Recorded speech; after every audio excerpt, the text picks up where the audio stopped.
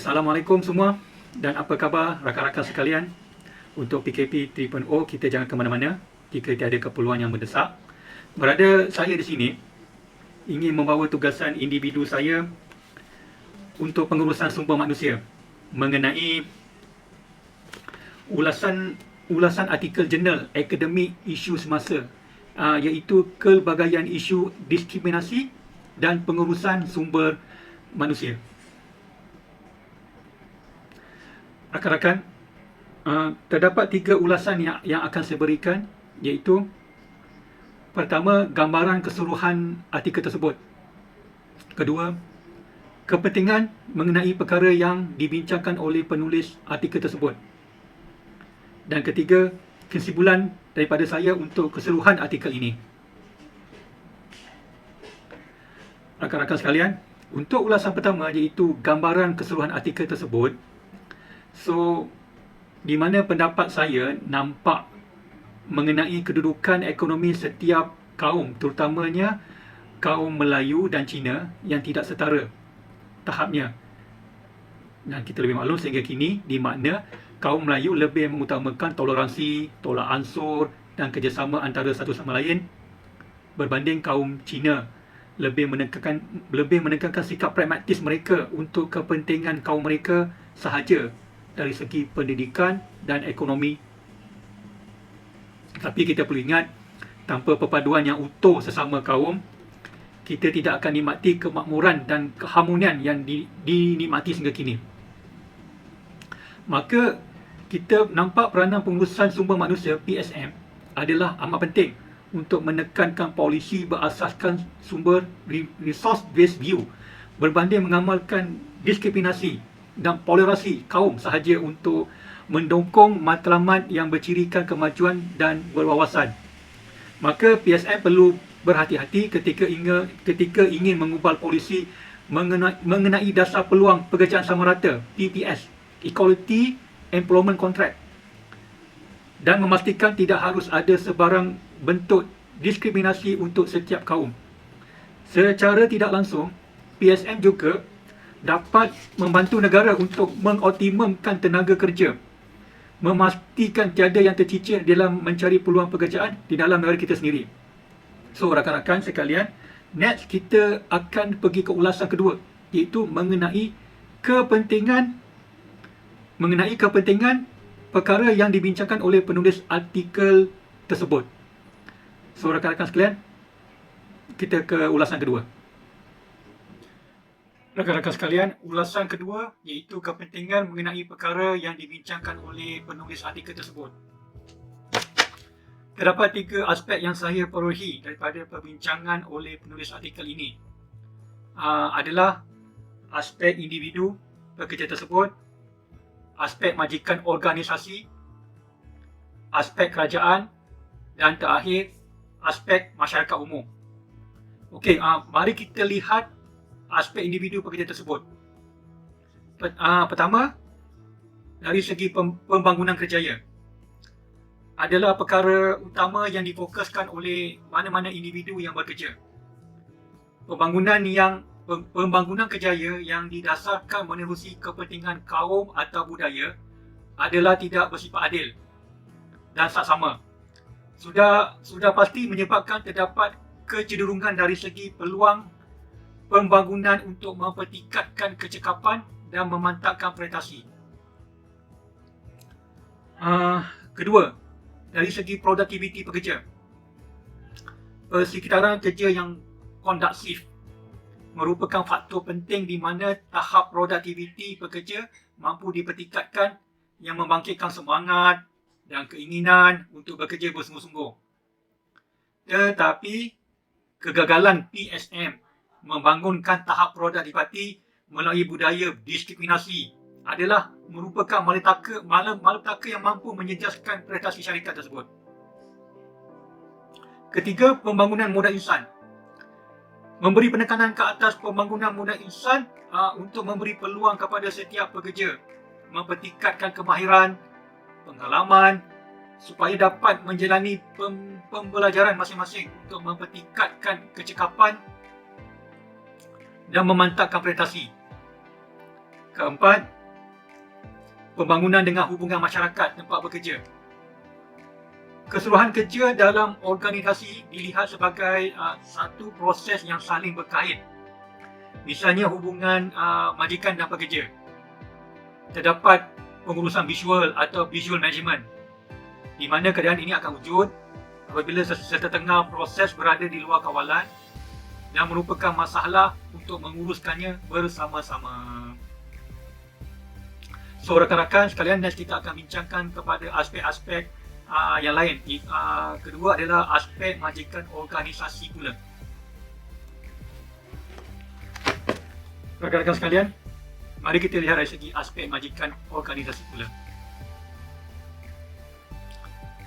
Rakan-rakan, seiring perkembangan pesat ekonomi global dan kemajuan di dalam bidang teknologi yang semakin pantas, jurang perkauman dan budaya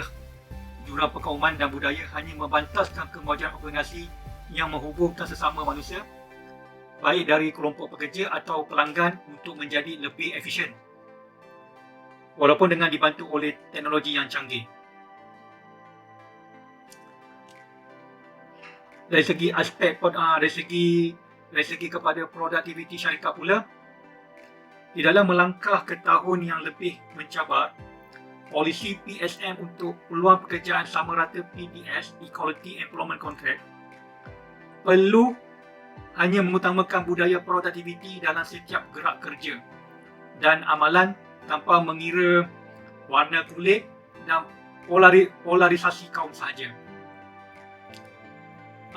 Dari segi pembangunan warga kerja, seperti kata pepatah, the greatest asset of a company is its people.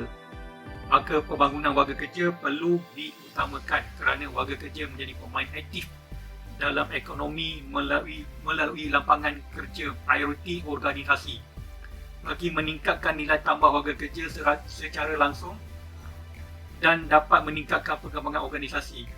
Amalan budaya tidak sihat seperti perkauman tidak memungkinkan semua ini boleh berlaku.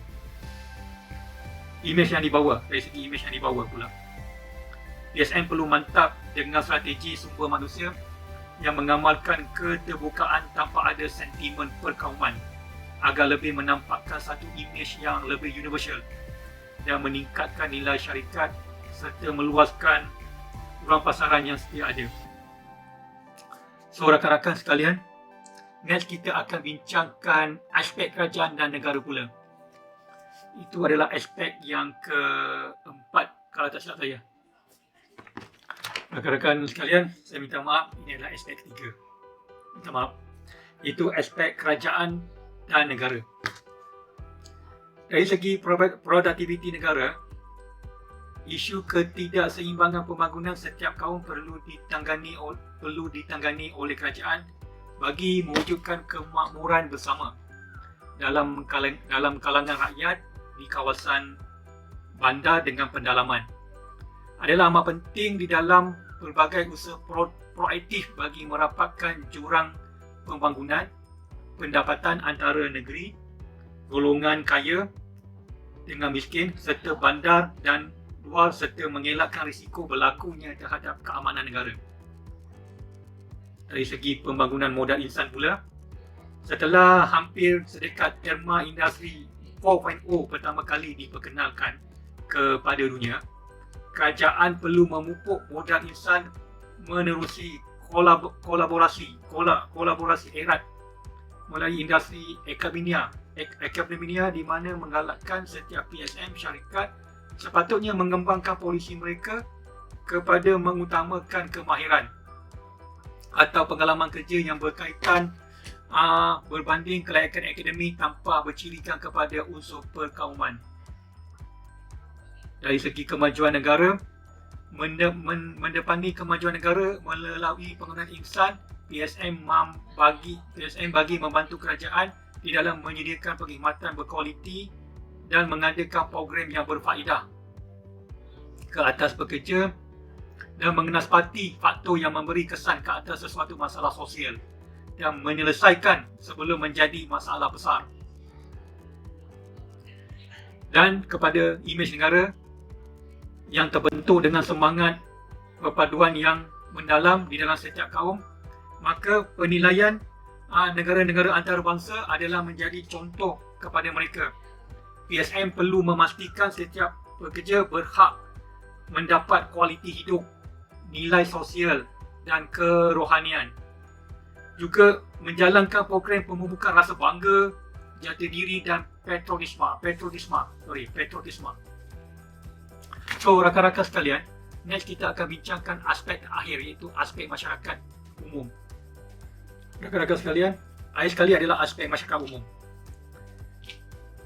Setiap kaum perlu menolak polarisasi kaum dan agama demi keharmonian dan perpaduan berbilang kaum di negara ini, di mana membina persefahaman dan saling menghormati adalah kunci kepada keamanan dan keharmonian negara ini.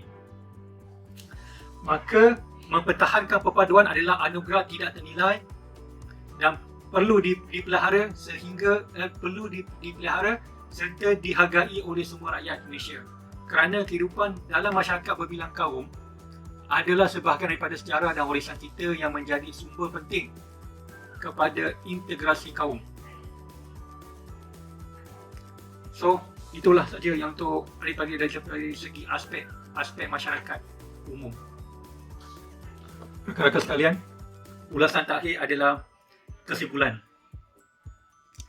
PSM secara keseluruhannya bermaksud menguruskan sumber manusia.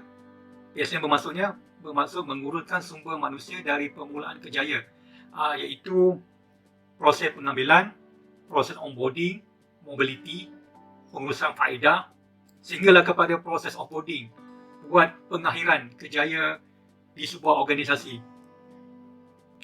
Peri pentingnya PSM di dalam membangunkan modal insan yang seterusnya membawa pulangan kepada organisasi dan negara. Sememangnya tidak dapat kita sangkalkan lagi di dalam sebuah organisasi PSM, PSM ni memainkan peranan yang penting menyangkal budaya yang tidak sihat seperti budaya diskriminasi. Ini adalah kerana ianya memberikan kesan daripada 4 sudut penting, iaitu aspek individu, majikan atau organisasi, kerajaan atau negara, dan daripada aspek kemasyarakatan. PSM juga perlu tegar menguruskan kepelbagaian dengan mengamalkan sikap keterbukaan di dalam berdepan dengan jurang perbezaan latar belakang dan menyatukan dan mengharmonikan kepelbagaian demi mencapai matlamat skop kerja. PSM perlu mengakui bahawa keharmonian, keamanan dan interaksi positif antara kaum yang dikecapi sehingga kini adalah hasil hubungan yang harmoni masyarakat pelbagai kaum dan perlu dipertahankan sebagai negara moden yang ingin melakar masa depan. Lebih dan perlu berusaha untuk memposisikan diri sebagai negara maju, di mana cabaran berterusan dalam arus globalisasi dan pasca kemodenan ni menjadi realiti perlu ditangani sebaik mungkin. So, rakan sekalian, itulah saya punya ulasan untuk ke atas artikel ini. So, saya harap rakan-rakan sekalian dan pensyarah berpuas hati dengan ulasan saya ini, dan saya sudahi dengan Assalamualaikum warahmatullahi wabarakatuh, dan selamat, dan semoga rakan-rakan sekalian dan pensyarah selamat dan senantiasa berada di rumah. Assalamualaikum.